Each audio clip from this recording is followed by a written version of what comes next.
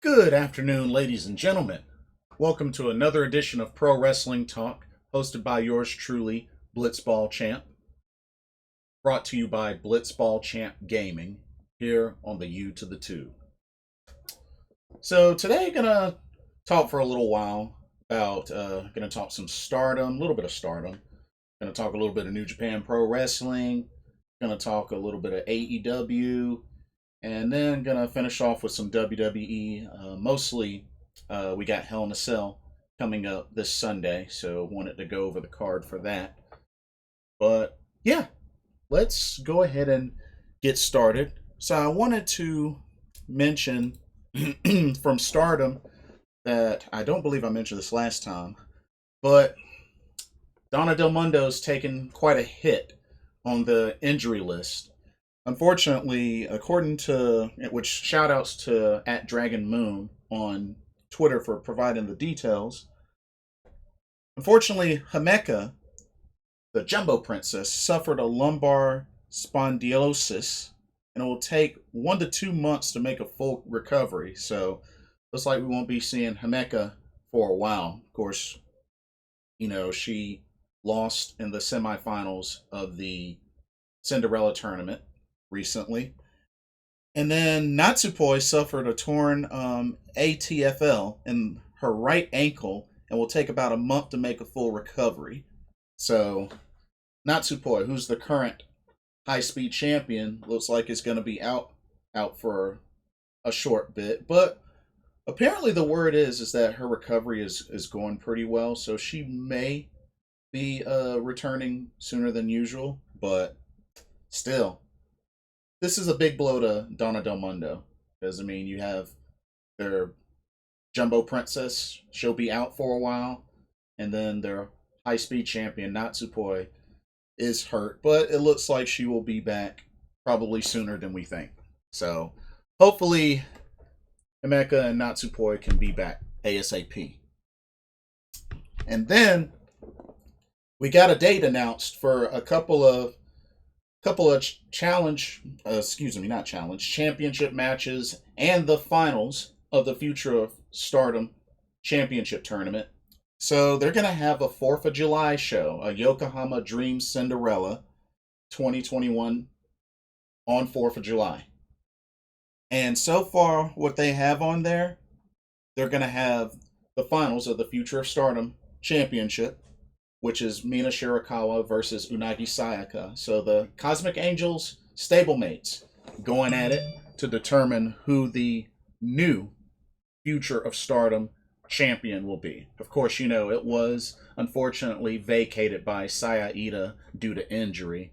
And from what a couple of folks have been telling me, it looks like Saya Ida is probably going to be out for a long while. I don't know if she'll even make it back before the end of this year. Apparently, that's what I've been told, that it's pretty severe.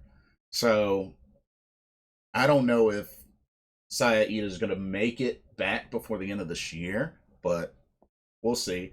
And of course, Jungle Kiona is still out as well. And I thought she was close to returning, but apparently that doesn't seem like that's the case. So just when the injury bug hits, it hits hard sometimes. But hopefully they can return soon. Stars they're gonna need it. They're gonna need them back soon. Saya Kamitani did win the Cinderella tournament, and the wish that she made was she wants a Wonder of Stardom championship opportunity. So she's gonna get that opportunity at Yokohama Dream Cinderella on 4th of July, as she will take on the current champion, Tam Nakano. And like I said, maybe this is a chance where Saya Kamitani finally wins that singles title that I believe she is capable of winning before the end of this year, and it may be coming quicker than I think.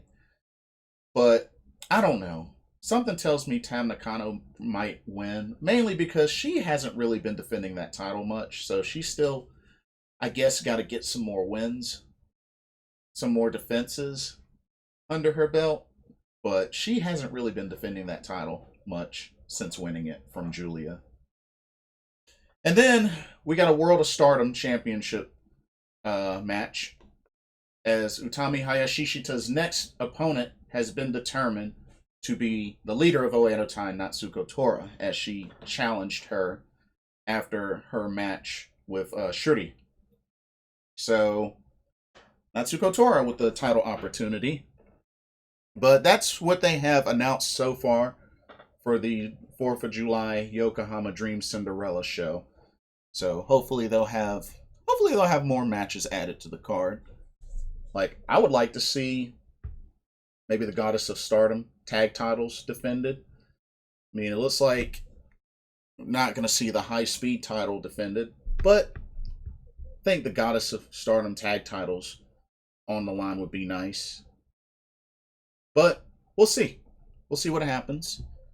But that's pretty much all that I have for Stardom. I know this weekend got to see, we'll be showing Starlight Kid with her first match as a Oedo Tai member, which I believe they should have all that up on Stardom World, I believe this Monday.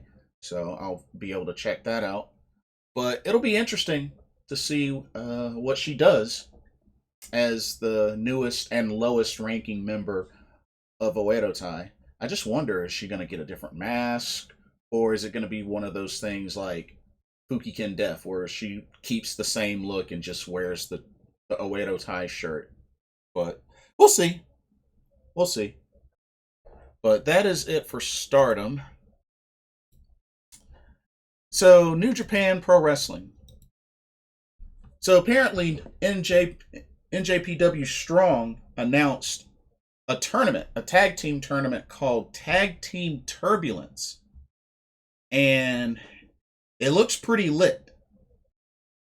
Pulling up the article for this. So there'll be 8 tag teams competing for the right to be named the best duo on NJPW Strong. So the 8 teams are Kevin Knight and the the OKC? No, excuse me, the DKC. I'm sorry. Kevin Knight and the DKC. We got Jorrell Nelson and Royce Isaacs. We got JR Kratos, Danny Limelight, Team Filthy. We have Brody King and Chris Dickinson of Violence Unlimited. We have Clark Connors and TJP. We have Yuji Nagata and Ren Narita. We have Fred Yehai and Wheeler Yuta. And who's going to be competing in this tournament as well? The Good Brothers themselves, Carl Anderson and Doc Gallows. So that's big. That's really big. They're having their return to New Japan Pro Wrestling. So this is really cool. And they already have the bracket up mentioning the matchups.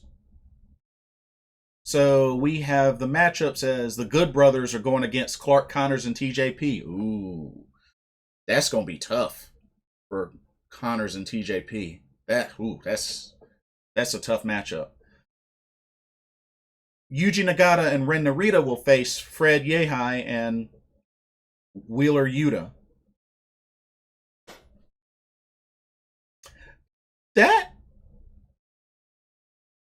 might could go either way. Maybe, but I don't know. It's an interesting matchup. That's an interesting matchup.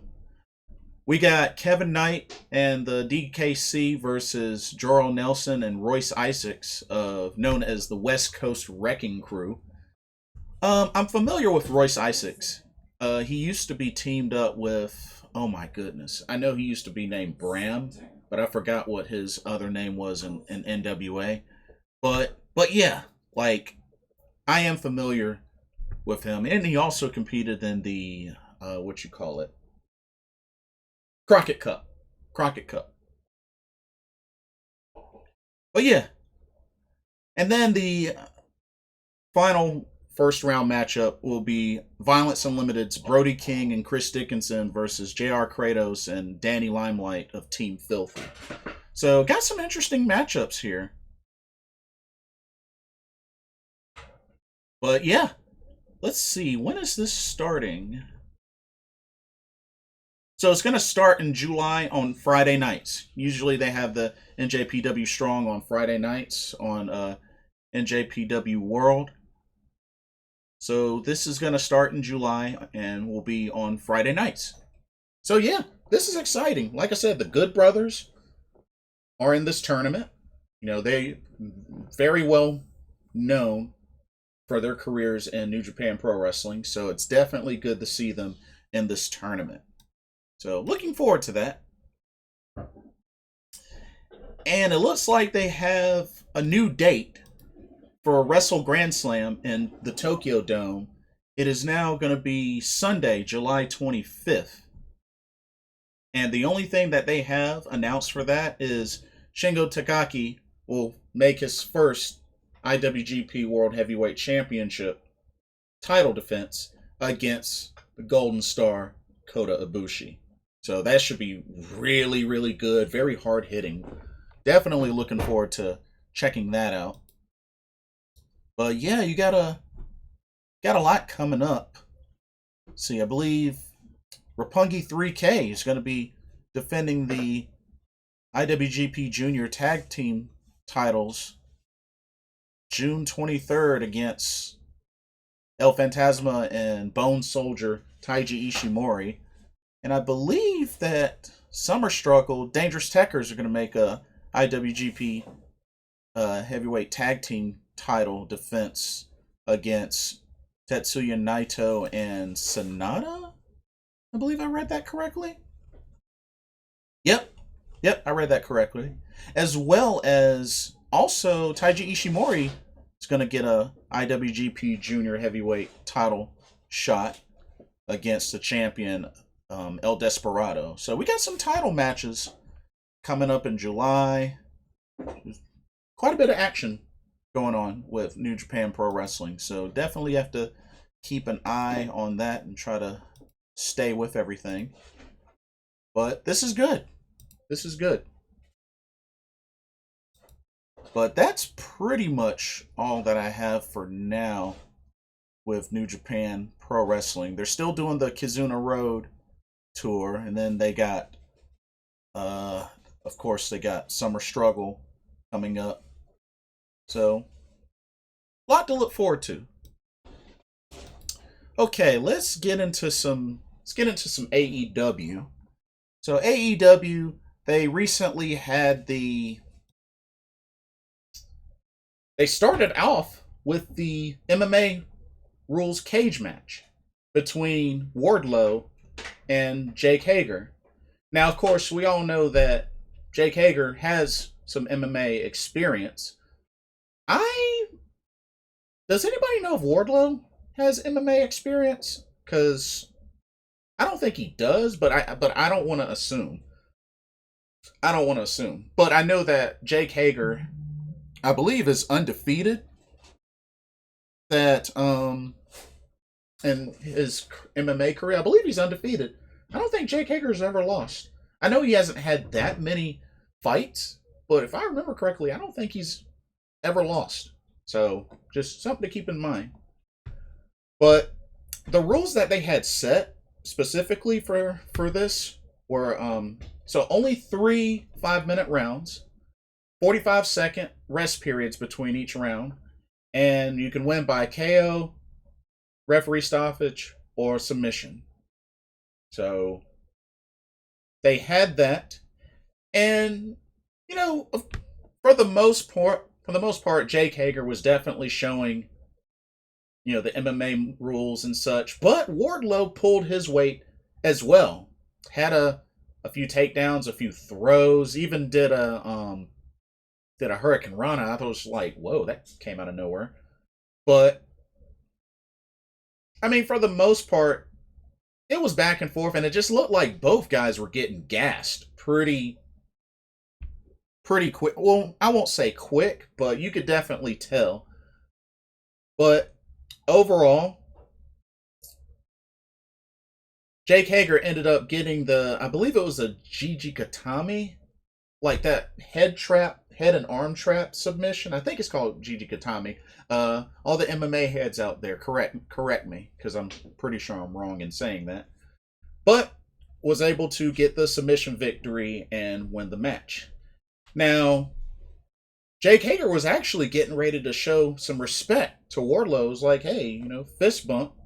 But in comes Sean Spears to pretty much attack Jake Hager from behind. And then MJF got involved. Sammy Guevara got involved. Of course, Chris Jericho was in Jake Hager's corner, and Sean Spears was in Wardlow's corner. But Sammy actually got up on the side of the octagon, the cage. So I thought that was pretty cool. But yeah. And then Dean Malenko pretty much tried to stop MJF, and MJF clocked him one. So that's twice now that Dean Malenko in some form or fashion gets laid out by the Pinnacle. So not a good track record for the man of 1,000 holds. Let's see. You have also, there's a promo backstage with Team Taz, and it looks like we're going to get Powerhouse Hobbs versus Hangman Adam Page one-on-one. Looks like that's going to be in the books soon. Oh, actually next week. Darby Allin had a handicap match against Scorpio Sky and Ethan Page, and gave it a great effort, and for a moment I thought he was going to pull it off. It looked like he was going to pull it off.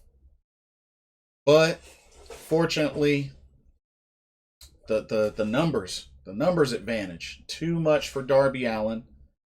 And after eating an Ego's edge, got the 1-2-3 on Darby Allin. But at the same time, this is what Darby Allin wanted. He wanted Sting to stay at home. I got this. Gave it a good effort, but wasn't enough, and ate the loss. Orange Cassidy went on an orange punch frenzy during his match with Cesar Bononi. I mean, just an orange punch for you, an orange punch for you. He just went off. And then finally gave Cesar Bononi an orange punch to seal the victory. But man, he went on an orange punch frenzy. Like, it wouldn't have surprised me if he ended up just out of nowhere clocking his own best friends. but nah, like, it was a decent match. I don't think it was anything too special, but man, he, like I said, the most that I really would want to remember from that match was Orange Cassidy went on an orange punch frenzy. So I'll just take that. We had a situation with Jungle Boy, Kenny Omega, Michael Nakazawa, and Don Callis. Kenny Omega was trying to provoke Jungle Boy. Come on, hit me. I'll give you the free shot. Hit me. Let's do it now. Let's do it now. Hit me. And of course, Michael Nakazawa with the laptop to the back of Jungle Boy. And it looked like they were getting the upper hand on Jungle Boy, but Jungle Boy held his own.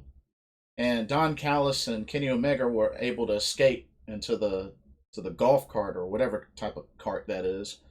But Michael Nakazawa wasn't able to make it, and of course he got punished for it. But I'm definitely looking forward to Kenny Omega versus Jungle Boy for the AEW World Championship. Definitely looking forward to that. That'll be next week. Should be good.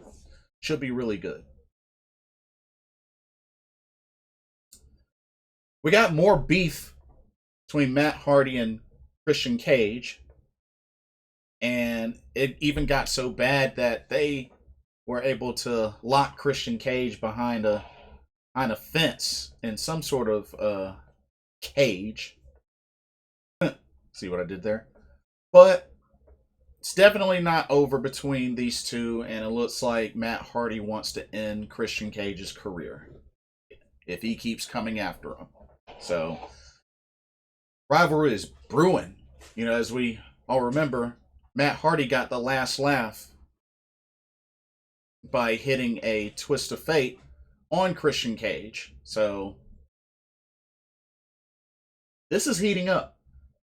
This is definitely heating up between these two, which doesn't surprise me. They have a lot of history. We got to see the debut of Arn Anderson's son Brock Anderson in tag team competition as he teamed up with the American Nightmare Cody Rhodes as they went up against the Factory's QT Marshall and Aaron Solo. And I have to say, Brock Anderson, he did his thing. He did his thing. And got to see a lot of action from him in this tag team match. And sure enough, you know, partnering up with Cody Rhodes, they took care of business. And Brock Anderson got the pin on Aaron Solo for the victory. And definitely know that Arn Anderson was a proud dad. But yeah, Brock Anderson did good. He did good. Definitely, that you could definitely tell that's his son. But I was pleased. I was pleased with this match. You know, I had never seen.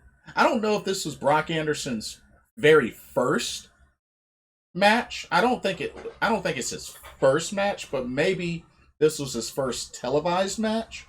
But the kid did good. I think he did good. I do. I think he did good. I have no complaints, to be honest with you. But yeah, good stuff. Good stuff.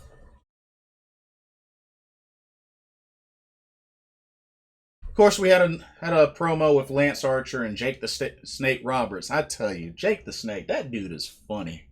That dude is so funny when he gets on the mic. Makes me laugh every time. But yeah, it didn't seem like it was a promo pointed specifically towards anybody, but just a general promo.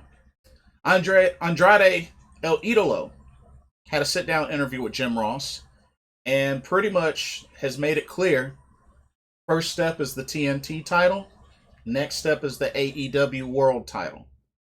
Those are his goals. And him being partnered up with Vicky Guerrero makes a lot of sense. I definitely feel like it makes a lot of sense. And apparently, word is that they have a surprise. Don't know what that surprise is, but I guess we'll have to stay tuned and keep an eye out. But I'm definitely looking forward to Andrade El Idolo with some action in AEW. So, looking forward to it.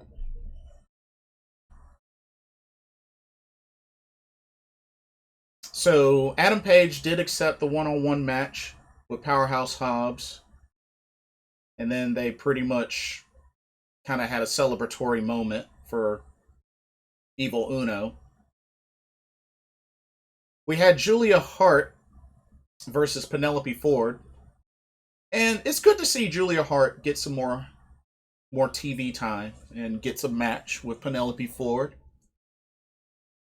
No Kip Sabian by her side. I mean, ever since he got dismantled by Miro, the TNT champion, still no sight of Kip Sabian, her husband.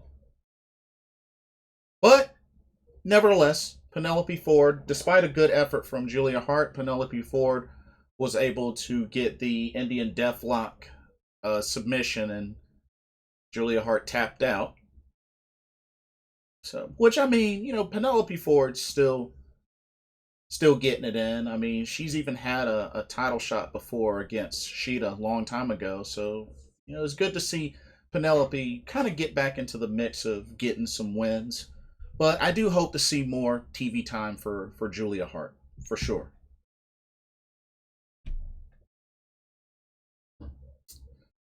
Let's see. Dr. Britt Baker, DMD, the AEW Women's World Champion, had an interview backstage, and it got interrupted by Vicky Guerrero, who then challenged Dr. Britt Baker and Rebel to a tag team match against Nyla Rose and herself. So this will be for the June 30th edition of Dynamite. So definitely looking forward to that. We haven't really seen Rebel. I think she's been in one match, but haven't seen a lot of Rebel in matches. So it's good to see her get another match. And then Vicky Guerrero making her AEW in-ring debut. So this should be interesting. Looking forward to it. And of course, they also announced MJF versus Sammy Guevara for June 30th, as well as Brian Pillman Jr. is going to get his opportunity at the TNT Championship as he will face Miro with the title on the line. Then they had Jade Cargill. Don't care. I do not like Jade Cargill.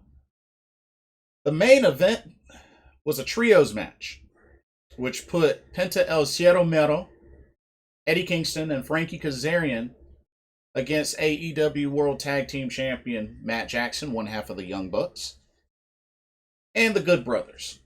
And of course, they had Don Callis and Brandon Cutler there, and I know Penta had Alex Abrantes there as well, but the numbers game, it all comes back to the numbers game. But I mean, it was pretty much evenly matched through a lot of the match, but the deciding factor ultimately was Nick Jackson. Everybody, I was wondering, whoa, where's Nick Jackson? Where's Nick Jackson? Oh, but Nick Jackson showed up with some more of that coolant spray, sprayed it in Penta's face, which ended up leading to a victory. Carl Anderson got the pin after hitting a top rope cutter. But yeah, they got the victory, and the Elite reigned supreme. But I don't know, this main event, just with how it went and the way it ended, just, to end the show, just didn't seem like anything crazy happened. This just seemed like a standard type of main event, which, I mean, is fine. But I don't know, that's just something that I noticed. But it looks like, I'm guessing next Saturday will be maybe the last Saturday Dynamite, and then they go back to, because remember, June 30th is a Wednesday. So maybe that's when they return to Wednesday Dynamite for good. But we'll see. We'll see what happens. But at least we know for the June 26th Dynamite that Kenny Omega will defend the title against Jungle Boy. Looking forward to it. Should be good. Should be really good. Alright, I guess let's look at some WWE.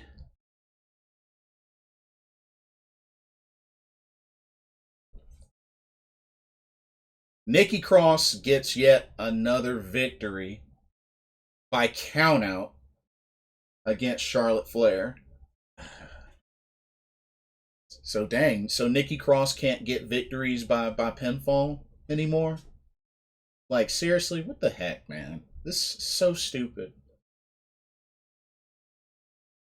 John Morrison had a match with Jeff Hardy, which these two know each other very well. John Morrison won.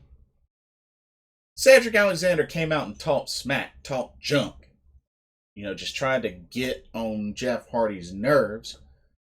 And it got to the point where Jeff Hardy was like, you know what? This is your chance. Get in the ring with me, and if you can beat me, I will retire on the spot. I will end my wrestling career right here, right now. Bold, bold, bold words.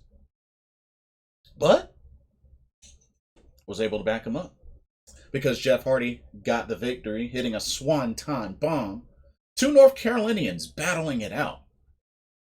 Wish it could have been a longer match, but hey, gotta show some love for my North Carolinian wrestlers. But Jeff Hardy did get the victory. His career continues.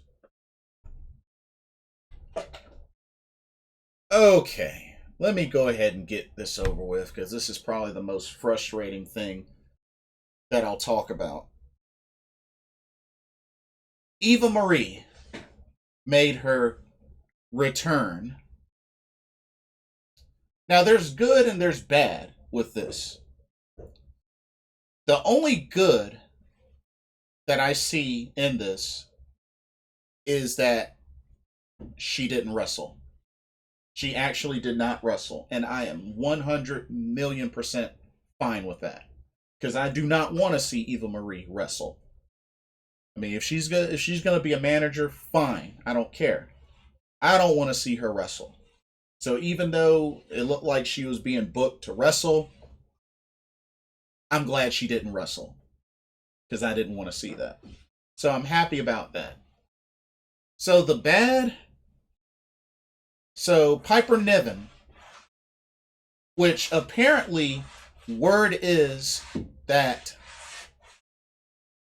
her name is going to be Dewdrop. Now this hasn't been made official because, they didn't even say her name during her match with Naomi.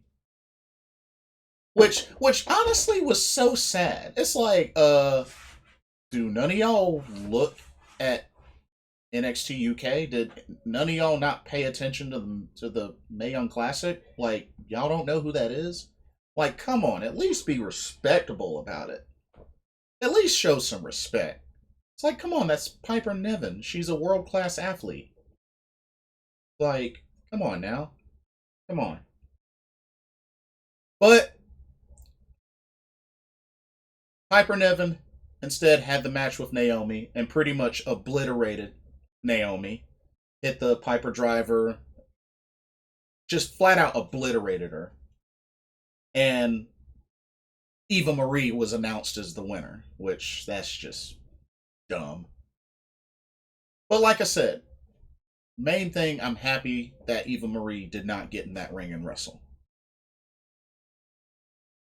Now, I know there's been a lot of talk of fans and folks just body shaming and naming Piper Niven as Nia Jax 2.0 or like the next Nia Jax. Okay. To all those, which I assume most of them are WWE marks, like y'all are kidding me, right? You're comparing Piper Niven to Nia Jax. Are you kidding me? That's like apples and oranges. Piper Niven's a world-class athlete. She's competed all over Europe. She's competed in Japan. And is a much better wrestler than Nia Jax. Let's keep it real. Rock's cousin or not, Piper Niven is the gajillion times much better wrestler than Nia Jax. I'm sorry, but Nia Jax and Piper Niven don't even belong in the same sentence. At all. Period. Period. All the folks saying that Piper Niven, Nia Jax 2.0, you don't know what the heck you're talking about. Plain and simple as that. Like, I don't even care. You don't know what you're talking about. Now, if it's that you don't know much about Piper Niven, then say so. But to sit there and then the folks body shaming her, like, really, really, some folks out there are sick, are really sick. Like, uh, I mean, like I said, I understand if you don't know anything about a wrestler, but don't sit there and act like what you're saying has any sort of validity. I can't even get my words out. Just that just makes me upset. It's like, really? Like, don't sit there and act like you know about something when deep down you really don't know what the heck you're talking about. But anyway, moving on. RK Bro got some payback, was able to defeat the New Day. Of course, Randy Orton hit the RKO, was able to get the pin. Rhea Ripley defeated Asuka again. And there was a post-match brawl between Charlotte and Rhea. Charlotte got bloodied up a little bit. But dang. So that's what, 3 or 4 times now that Asuka has lost clean to Rhea Ripley? Oh man. And now word is that Asuka and Nikki Cross might end up being a legit tag team. Oh my goodness. I don't know why. I really don't know why. But Asuka has suffered the wrath of Rhea Ripley once again.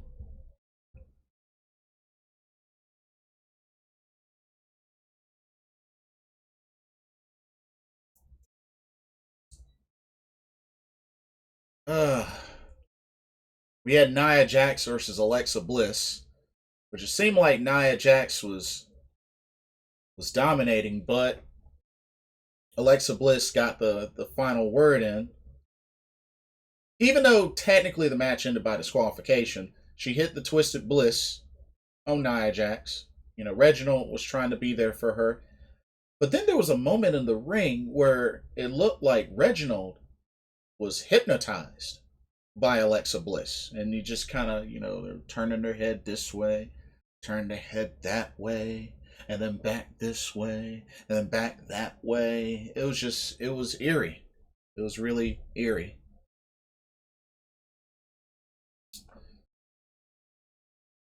Elias once again got himself counted out against Jackson Riker. He don't want none of Jackson Riker, who is also another North Carolinian. But yeah, he don't want none of that Jackson Riker. He doesn't want none of Gunner. Of course, Gunner he was back in Impact Wrestling. Elias don't want none. He just don't want none. And then the typical WWE booking takes into effect in this last match. It was supposed to be Drew McIntyre versus AJ Styles. And it was going all right, I guess. But then, of course, Bobby Lashley had to interfere. The Viking Raiders had to interfere. And what ended up happening? It ended up turning into a 6-man tag. That's right. It ended up being Omos and AJ Styles and Bobby Lashley versus the Viking Raiders and Drew McIntyre. And I don't know, just feel like almost, yeah, why he's a tag champion just bugs the mess out of me. But the match was okay. Drew McIntyre got a Claymore on Bobby Lashley, got pinned. Drew and the Viking Raiders win. It was weird because apparently AJ Styles, I guess, was trying to tag in Omos and supposedly missed and tagged in Lashley. And I guess Lashley wasn't expecting it, which led to him eating a Claymore from Drew. Bam. 1, 2, 3. Drew and the Viking Raiders win. But yeah, that was your go home for Raw. Ew. NXT. NXT started off with a bang, with a big bang. General Manager William Regal came out, pretty much talked about himself, talked about NXT and how much it's impacted him, and just time away from family and just such and such. He was in tears. So it looked like it was going to be leading to him stepping down as general manager. And as he was getting into that, out comes the NXT champion Karrion Kross to pretty much berate and belittle William Regal. Then out comes Samoa Joe. That's right, his music hits. Bam. Pretty decent pop. Samoa Joe comes out, blue suit and all. Pretty much was like, hey, William Regal, you wanted to speak with me. So originally, William Regal wanted to offer Samoa Joe the general manager position, take his place. But Samoa Joe declined the offer. He also had talked about how he knows that a lot of his time on NXT, he pretty much did things his way and didn't really obey William Regal. But at the same time, that didn't take away the fact that he had much respect for William Regal, and he is willing to do whatever it takes to make sure that William Regal gets things done and gets the respect that he deserves. So, with that being said, William Regal, despite saying that Samoa Joe can't be a competitor at all and can't put his hands on anybody unless provoked, he will offer Samoa Joe to be his special enforcer, which Samoa Joe accepted, and then got in Karrion Kross's face and was like, what are you still doing in this ring? So Samoa Joe is back, ladies and gentlemen. And, the story behind that, Triple H was pretty upset that Samoa Joe was even let go in the first place. Of course, the last appearance he made was WrestleMania. And he was let go. He was on the commentary team. And you know what? I know a lot of people probably don't agree with this, but look, it's looking like Samoa Joe is still not medically cleared. So, I mean, if he's not cleared to get back in the ring, he's not cleared. I mean, he's got to look out for his health. His health is number one. And if he can come back and be on NXT, which literally is the brand that treated him the best. I mean, he had a little bit of success on the main roster, but let's keep it real. NXT treated Samoa Joe very well. Very well. So, he's back in a place where he can really make an impact. And hey, Samoa Joe is the William Regal special enforcer.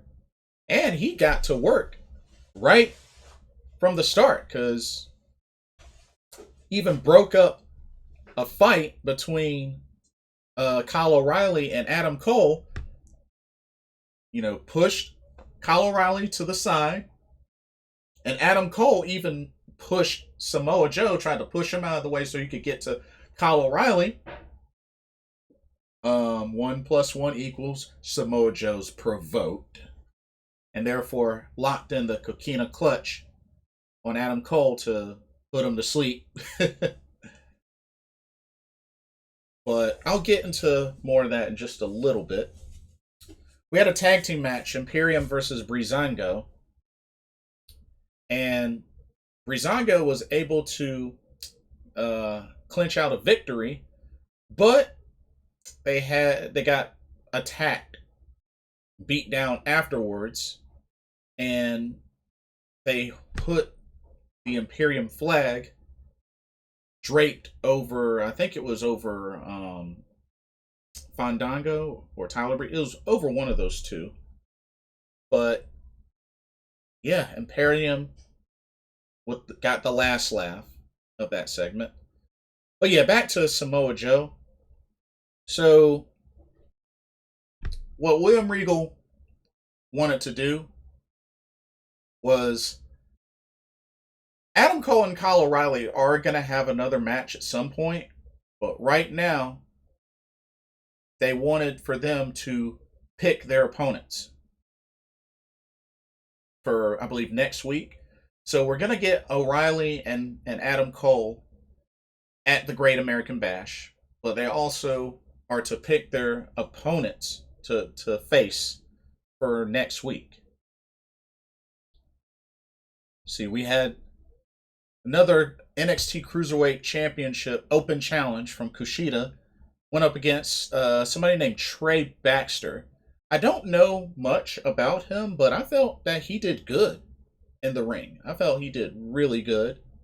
But Kushida was able to get the hoverboard lock for the victory. And Kyle O'Reilly came out and watched the last half of the match and got into the ring and challenged Kushida to a match next week. So Kyle O'Reilly picked Kushida. Now, for those that don't know, Kyle O'Reilly and Kushida have a history. They've competed against each other back in New Japan Pro Wrestling. These two definitely know each other well. And not only that, not only have they competed against each other in singles, but they've also competed against each other as a tag team as well on ROH and in Japan. Because remember, Red Dragon, O'Reilly, and Bobby Fish taking on the Time Splitters, Kushida, Alex Shelley, they have a lot of history together. So I hope that this is really a main event worthy matchup. Kushida and O'Reilly, trust me, you're going to want to see that. If they give them plenty of time, you're going to want to see this match. Take my word for it. We have Ted DiBiase do the coronation of the new $1 million champion in LA Knight, who won it in the ladder match at a Takeover in Your House. And everything was going well. Ted DiBiase had security along with him, had the briefcase with the title, and LA Knight did his speech and everything. And everything was cool. Ted DiBiase put the title on him, had some pyro, had some, theatrics. And pretty much LA Knight was like, now that I have this, I have everything that I need. I can finally drop what I don't need. And he laid out Ted DiBiase. To be honest, I did not expect that because I didn't imagine that Ted DiBiase would be taking any bumps. But hey, got to give the man kudos. He took those punches, took those bumps. Then LA Knight just tore up the rest of the in-ring props and just was wailing on Ted DiBiase. And then Cameron Grimes comes out for the save to pretty much fight off LA Knight. And it looks like the face turn for Cameron Grimes is pretty much sealed. It's pretty much sealed. So Cameron Grimes is a face now. But it looks like we're going to continue to see this rivalry grow between LA Knight and Cameron Grimes over this $1 million championship. Should be good. Should be really good. And of course, you know I'm all about Cameron Grimes. He's the Carolina Caveman, also a North Carolinian wrestler.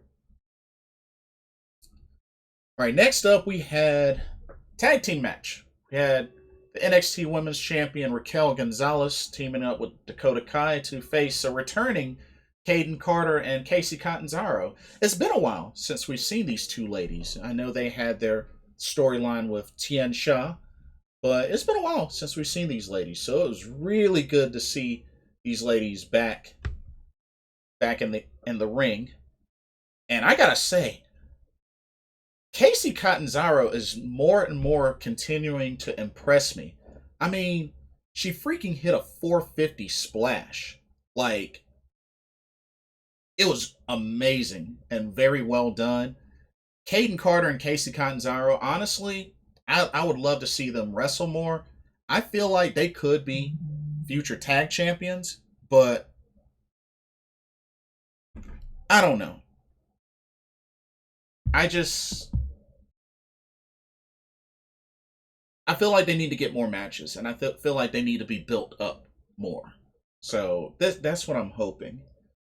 But Dakota Kai was able to get the victory for her team, hitting the Goda kick on Catanzaro. But you gotta admit, Caden and Casey gave them a great match. And like I said, I just hope they get more matches, and I want to see this team grow. Also wanted to mention that Santos Escobar had a segment, and it looks like he is going to be gunning for that North American title. So I think it's safe to say you can expect to see him and Bronson Reed continue to go at it. And yeah, he's got his sights on that. He was a former cruiserweight champion. Now he's gunning for the North American championship. So should be interesting. Okay, Io Shirai came into the ring to say some words. Pretty much announces, hey, I'm back. I'm feeling good. Trying to get back into the mix of things. Was going to name her next target, but Candice LeRae came out, one half of the NXT Women's Tag Team Champions. Pretty much came out, felt disrespected by her and by Poppy. And Indy Hartwell, her tag partner, with the sneak attack from behind. And then you had the double team of Candice and Indy on Io Shirai for a little bit. And then Zoe Stark comes to the ring to even the odds and help take out Candice and Indy. Io Shirai hit a spectacular springboard drop kick on both Candice and Indy. And yeah, gotta remember Zoe Stark and Io, became friends after their match against each other, and she has showed nothing but respect to Io and also to Saray. I think it's safe to say Zoe Stark is a fan of the Joshi talent. So, but you know what? This might end up leading to maybe Zoe Stark and Io Shirai maybe gunning for the NXT Women's Tag Team titles. That's really the only thing I can think of, because honestly, I just don't see what more Io really has left to do in NXT but go for those tag titles. And maybe she might get a rematch against Raquel at some point, but honestly,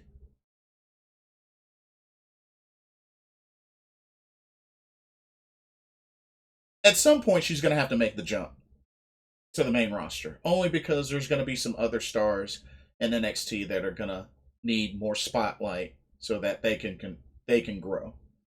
But we'll see what happens. But it looks like maybe Io Shirai is going to be in the NXT Women's Tag Team title picture with perhaps Zoe Stark. I know a lot of people are probably thinking, "Oh, we would much rather have Saray and Io." I get it. I get it. Me personally, I would love to see Saray versus Io. I don't know if that's ever happened before, but I would love to see that personally. But We'll see. We'll see what happens.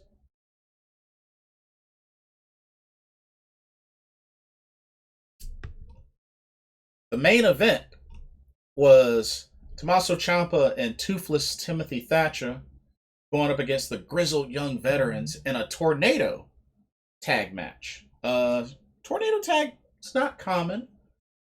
I like to see more of these tornado tag matches personally, but yeah, this was a great match between these two teams.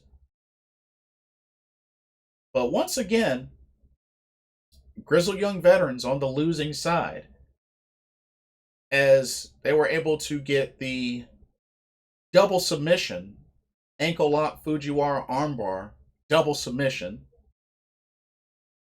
But yeah, it looks like Ciampa and Thatcher are going to pretty much be next in line for the NXT Tag Team title shot against current champions MSK, which I would love to see. I think that's going to be an excellent match. I think that's going to be such an excellent match. But I'm looking forward to it. I'm definitely looking forward to their tag title match. But overall, pretty good. Pretty good NXT. We got to see Samoa Joe return. We got to see Caden Carter and Casey Catanzaro return. Io Shirai made her return, said some things. Ted DiBiase got laid out, which I didn't see that coming. So I mean, yeah, NXT was pretty good. It was pretty good. Also, I had watched a match. Apparently, there was a bonus match from Takeover in Your House. It was a bonus tag team match. It was the Robert Stone brands, Jessi Kamea and Aaliyah, taking on Zoe Stark and Saray. And of course, Zoe and Saray got the victory. Zoe actually hit that flipping GTS on Aaliyah. That's only the second time I've ever seen that move, but she hit that flipping GTS. It was so cool. And yeah, Saray and Zoe start with the victory. Saray still undefeated in NXT. But yeah, had that bonus match. It should be up on their YouTube. Okay. SmackDown. So, interesting turn of events. Roman Reigns versus Rey Mysterio in a Hell in a Cell match that was supposed to be this Sunday at Hell in a Cell, they ended up moving to the main event of SmackDown last night. I'm guessing this is to try to boost ratings for SmackDown. That's my only real guess. But there was a lot of factors I would think. Could be that. Also the fact that this was Rey Mysterio's first ever Hell in a Cell match. But yeah, or at least, correction, first ever Hell in a Cell match on SmackDown. But yeah, this was interesting move. Very interesting move. Rey Mysterio started off the show with some words for Roman Reigns. Wants to get revenge for what he did to Dominic. The works. We had Apollo Crews and Commander Aziz team up to take on Big E and Kevin Owens. Sami Zayn was there on commentary, being Sami Zayn. And of course, his shenanigans gave an opening for Aziz to hit Kevin Owens with the Nigerian nail. And once again, Kevin Owens is coughing up a storm and just, yeah. Yeah. And of course, Sami Zayn was super happy. Kevin Owens wants Sami Zayn in a match, so it's definitely not over between KO and Sami Zayn, that's for sure.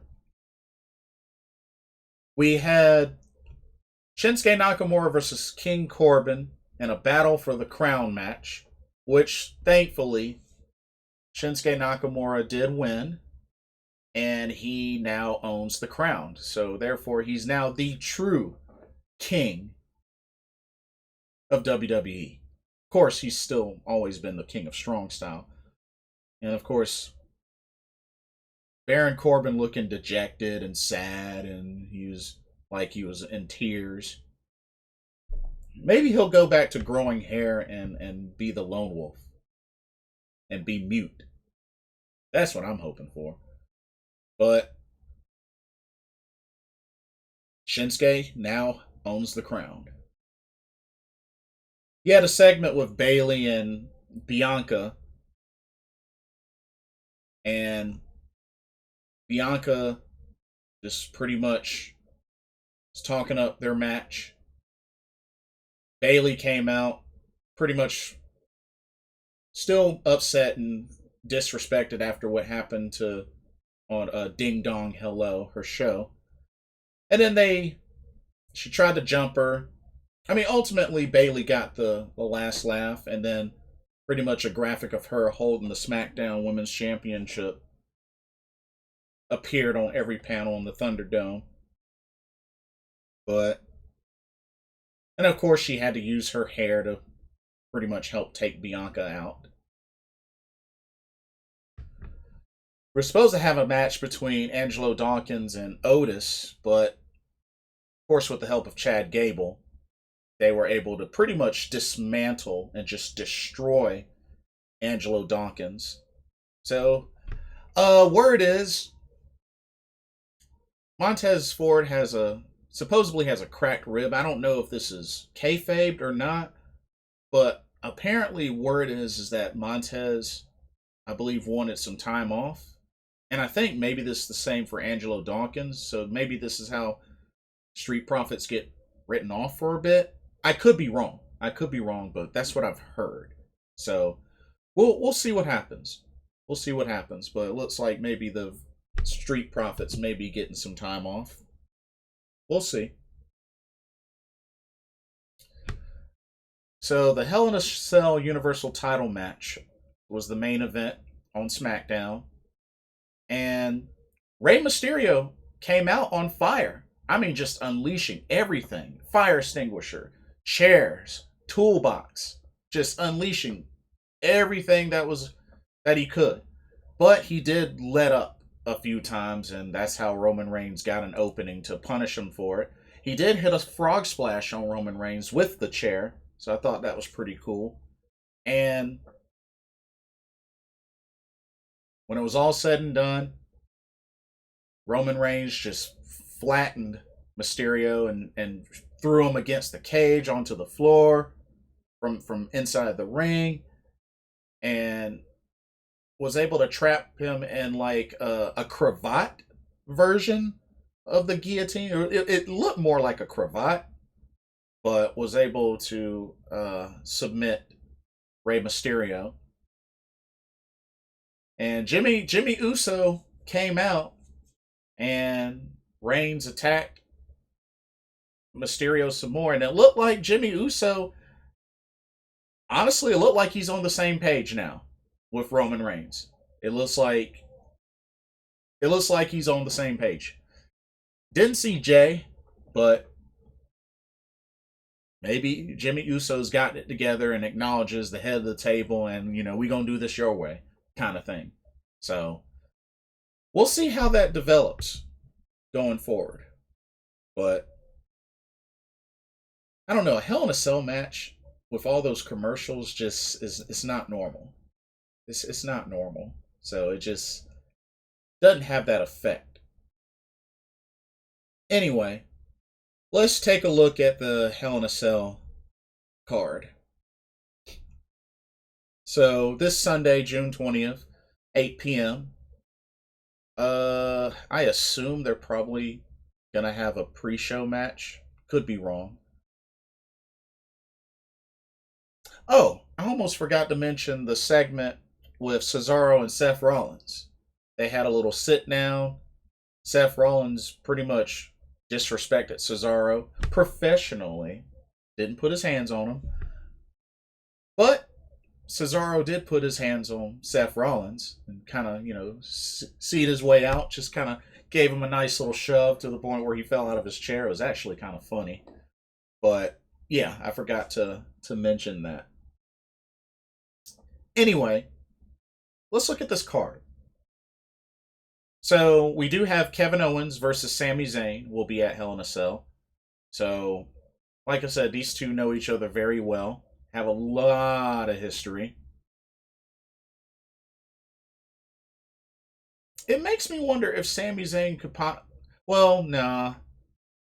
I feel like lately Kevin Owens has had the best of Sami Zayn. I'm going to say Kevin Owens gets this, but maybe they pull a swerve and Sami Zayn wins clean against Kevin Owens. But I think Kevin Owens will win this match. We got Cesaro versus Seth Rollins.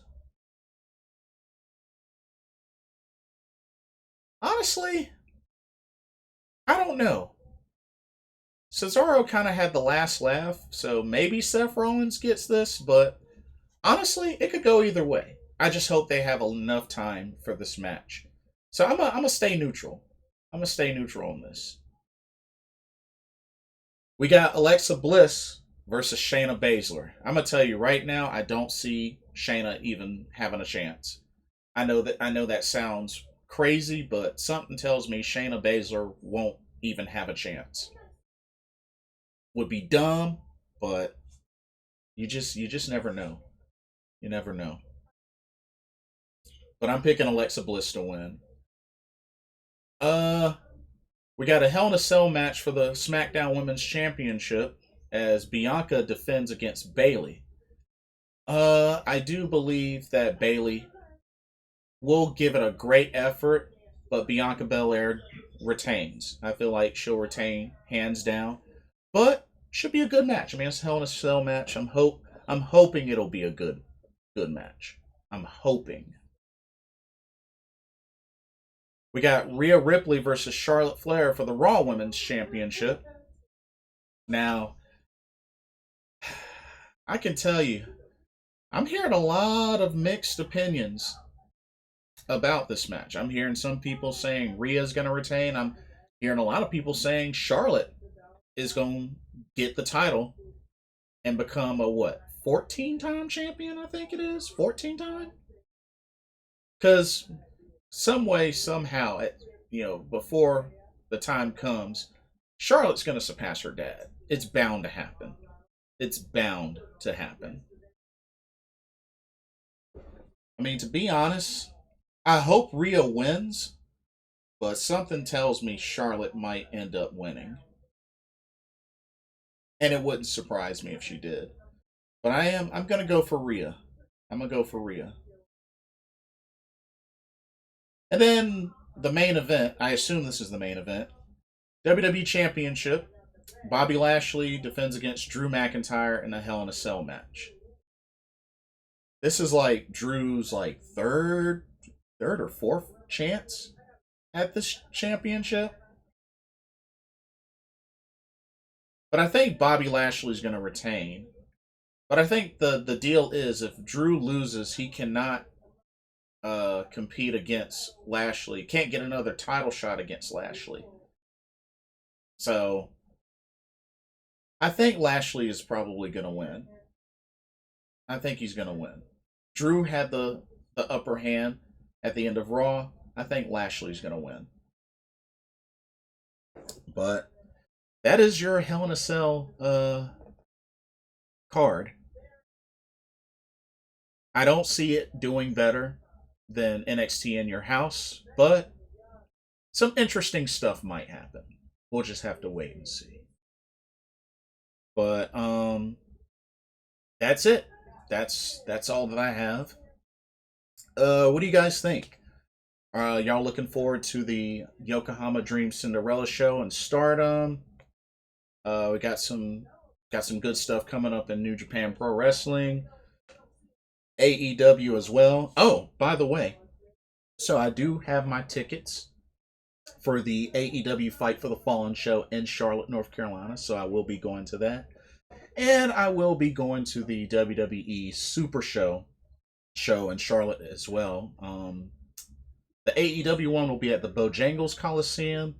The Super show will be at the Spectrum Center, which I've never been to the Spectrum Center, which that's where the Charlotte Hornets play.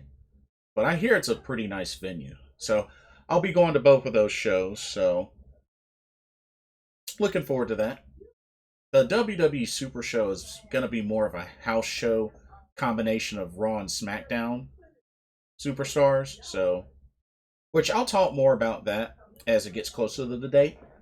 But looking forward to those two live shows. Can't wait to get back into going to live shows. Anyway, don't forget to like, comment, subscribe, hit the notification bell so you don't miss any video. Thank y'all so much for watching. I hope all the fathers, uncles, grandfathers, great grandfathers, all of the above. I hope all of you have a blessed Father's Day. Enjoy the weekend. This is Blitzball Champ signing off for another edition of Pro Wrestling Talk here on the U to the Tube, brought to you by Blitzball Champ Gaming. Hope everybody has a blessed weekend. Happy Father's Day. See y'all soon. Laters.